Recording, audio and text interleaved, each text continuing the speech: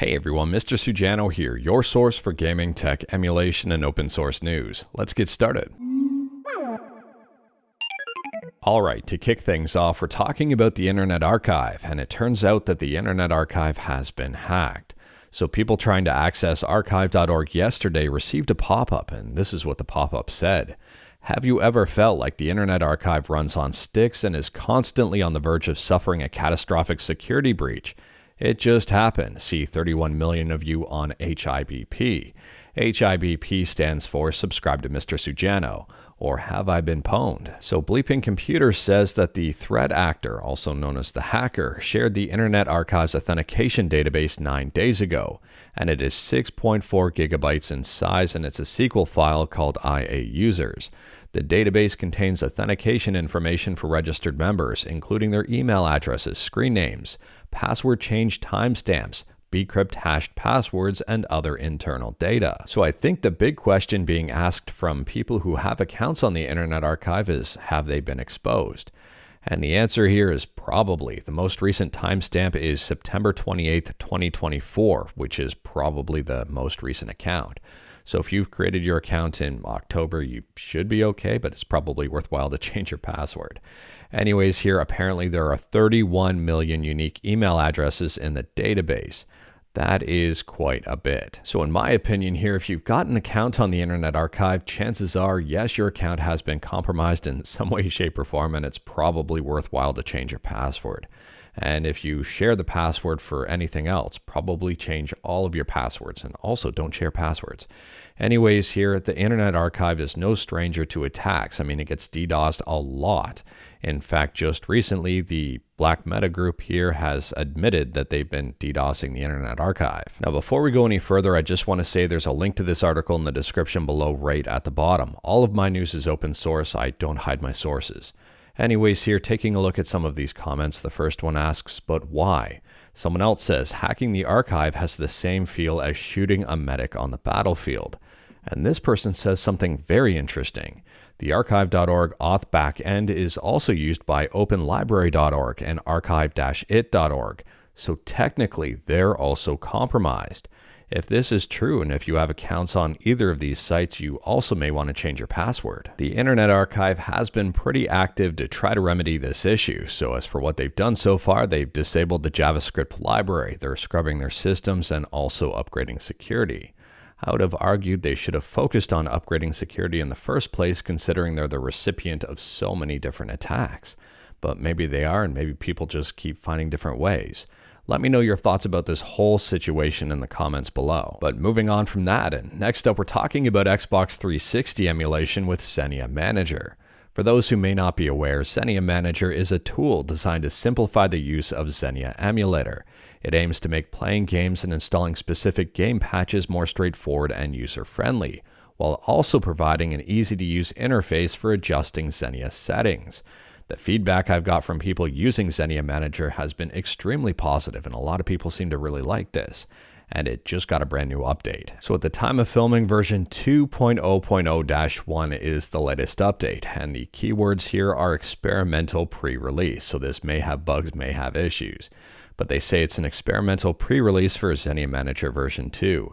Currently missing features of Xenia Manager Updater, Changelog Viewer, exporting and importing Xenia save files, opening folders to the selected content in the View Installed Content window, compatibility ratings, reset of the configuration file, and Launchbox DB for adding game artwork. So last week we talked about Xenia Manager version 1.15.0, which was the last release before the big rewrite. And version 2.0.0-1 here is the first glimpse at the rewrite of Xenia Manager. If you've checked out the rewrite of it, let me know your thoughts about it in the comments below.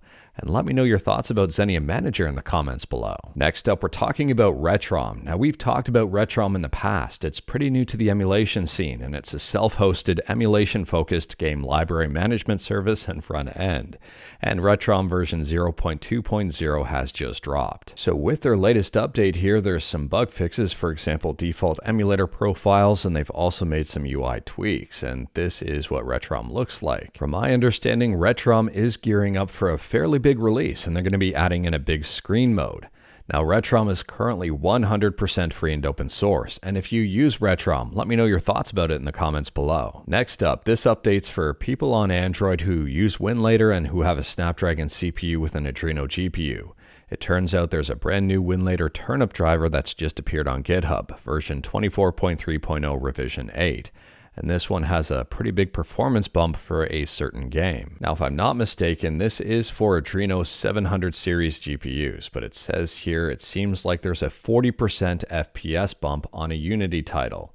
Oh lordy, Euden Chronicles 100 Heroes. I've never played that one. If you have, let me know in the comments below. Now, taking a look at the game on Steam, and well, it does look pretty cool, so it might be a game I might check out here.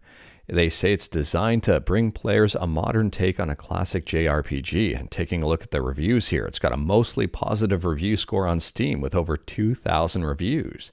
So yeah, I might check this one out. I mean, based on this video here, it does look pretty cool. On a quick side note here, while researching about this game, I learned that it was led by none other than Yoshitaka Moriyama. I might have butchered that one, but I don't think so. And if you don't know that name or don't recognize that name, you might recognize this series, which he was the creator of. So I'm assuming this one's going to be good. I don't know how I didn't know about this one before. Maybe I talked about it and forgot about it. Anyways, here, I'm actually very excited about this one, and I think I'm going to buy this game and try it out. Next up, we're talking about Green Day and Game Boy, and this is a very weird thing that just happened.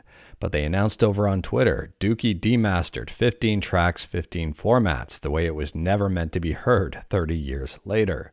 So they're celebrating the 30th anniversary of this album by releasing tracks on a whole bunch of different platforms, including a toothbrush and a Game Boy and a Teddy Ruxpin. So we'll just take a look at the Game Boy portion for this one, and everything can be found on the website. Again, link is in the description below.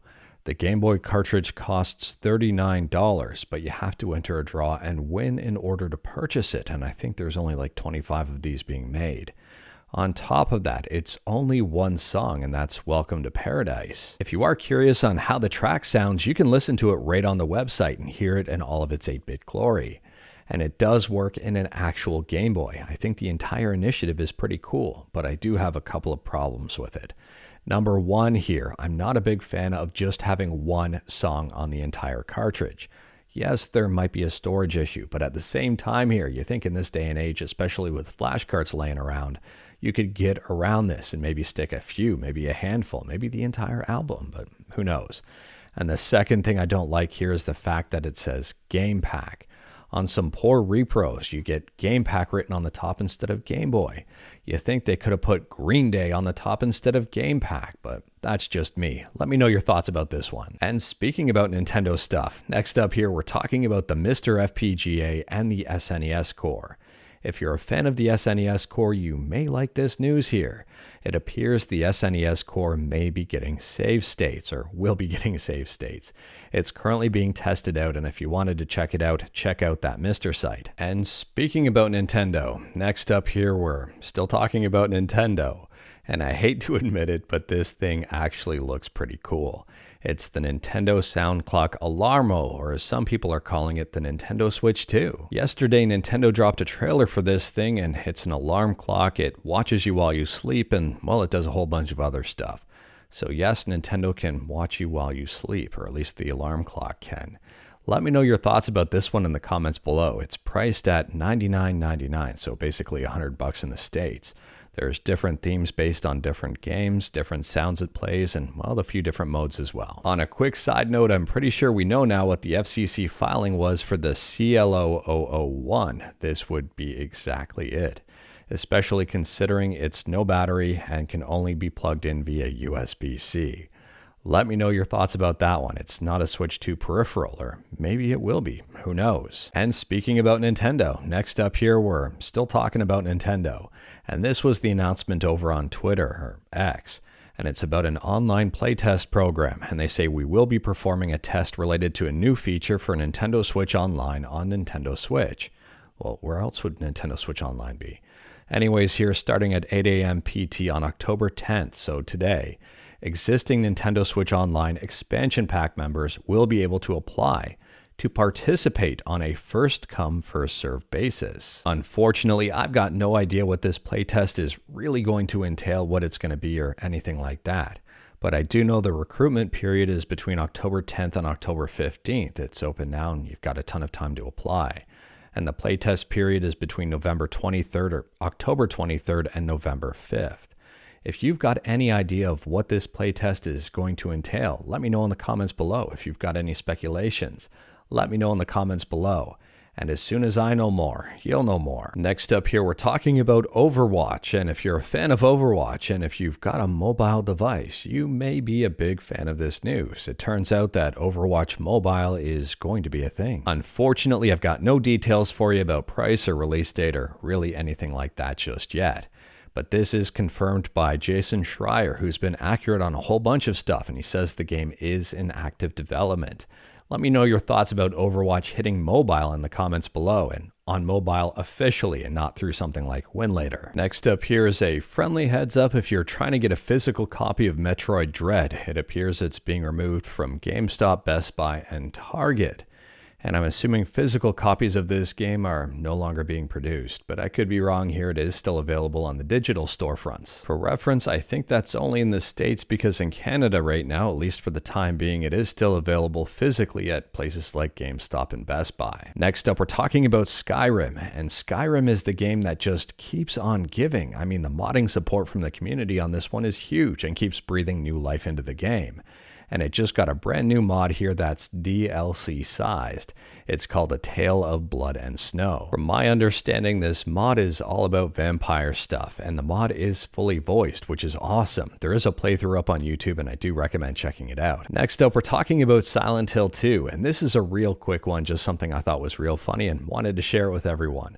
So Silent Hill 2 Remastered already has, or Remake, Silent Hill 2 Remake already has some mods in it. And one of them is CJ. Here we go again. And on top of that, there's already other mods out there like Silent Hill Without the Fog. And this looks real weird. Anyways, here I'm assuming we're going to get a whole bunch of crazy and wacky mods in the very near future. Next up, we're talking about Xbox. And if you're a fan of the Xbox 360, why did I say 360? Anyways, if you're a fan of the Xbox Series X and Indiana Jones and Gold, you might like this news here. So on the Xbox website, they say to celebrate the highly anticipated release of Indiana Jones and the Great Circle, Xbox has designed a stunning custom console and controller that pays homage to the adventurer himself. From November 12th, fans can head to the Microsoft Experience Centers located in London, Sydney, and New York to view a stunning Indiana Jones-inspired display. Solve the puzzle to enter the sweepstakes for a chance of winning this unique console, plus an array of other exciting prizes. Now, I don't know about you, but I love the look of this. I love the look of the console, the controller, and everything all about it. I mean, to me, this looks super cool, especially with the design, and I think this would make a great addition to anyone's game room or anyone's wallet if they decided to sell it. Let me know your thoughts about this one. Let me know your thoughts about the design. I'm hoping here that they sell controllers that look kind of like this in spirit of the game. I would pick one up. And speaking about Microsoft, next up here, we're talking about Microsoft Windows 11. And if you've got Windows 11 and if you've updated it recently, chances are you've got an undeletable 8.63 gigabyte update cache. That is quite a bit. Windows is aware of the problem and they will be fixing it. Now, the general consensus and advice is to not try to find some backdoor way to actually delete this. Microsoft is working on a fix, and if you delete this, it may break future updates or may break the update that Microsoft is issuing to delete it. Let me know your thoughts about this one in the comments below. Do you have this current issue? And is it causing a big issue for you on your disk, considering it takes up almost 10 gigs? But anyways, that is all I've got for you in this one. Straight to the point, all stuff and no fluff. The legendary One Fluff is upstairs right now in a box, sleeping, absorbing the sun from the window. I don't want to bother her. She looks real comfortable. And she should be nice and comfortable after keeping me awake all night sleeping on my feet. But anyways, that's a story for another day.